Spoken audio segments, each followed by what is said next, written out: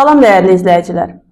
Mediasiyanın üstünlükləri nələrdir və onu məhkəmədən fərqləndirən cəhətləri hansılardır? Barış Körpüsündə bugün mediator Nərgiz xanımla bu suallara aydınlıq gətirəcəyik. Buyurun Nərgiz xanım.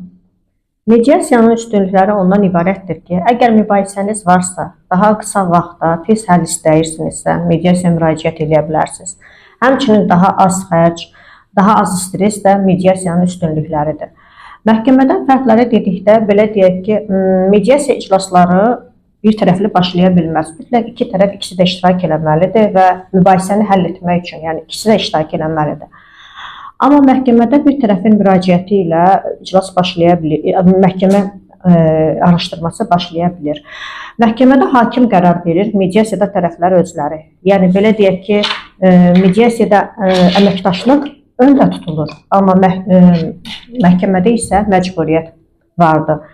Həmçinin tərəflər, belə deyək ki, mediasiyada hər iki tərəf qalib olur. Çünki əgər onlar bir razılığa gəlirsə, hər iki tərəfə qane edəcək bir razılıq olmuş olur. Amma məhkəmədə bilirik ki, bir tərəf udan olur, bir tərəf uduzan olur. Həmçinin dediyim kimi, məhkəmədən fərqli olaraq mediasiyada bu mübahisənin həlli daha tez bitir. Həmçinin mediasiyada gizlilik qorunur, əsas məsələlərdən biri.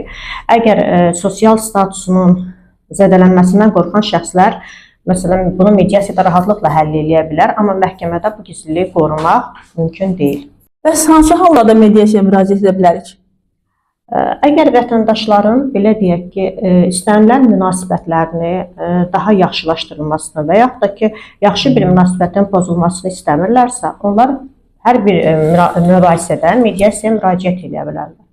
Amma qanunvericiliyimizə əsasən ailə və əmək mübahisələri məcbur formada ilk öncə mediasiyadan keçir, daha sonra isə məhkəməyə müraciət olunur. Yəni, belə deyək ki, mediasiyadan keçməsə məhkəməyə müraciət edə bilmirlər. Amma dediyim kimi, mülk, kommersiya, başqa borc öhdəliyi müqavilələri və s. kimi mübahisələri də mediasiyada həll etmək mümkündür. Aydındır.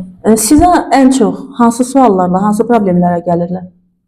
Dediyimiz kimi, hal-hazırda ailə məsələləri və əmək mübahisələri üzrə mediasiya məcburi olduğundan daha çox müraciətlərimiz ailə münasibətləri ilə bağlıdır. Təşəkkür edirəm Nərgiz xanım. Çox sağ olun suallarımızı ətraflı cavablandırdığınız üçün.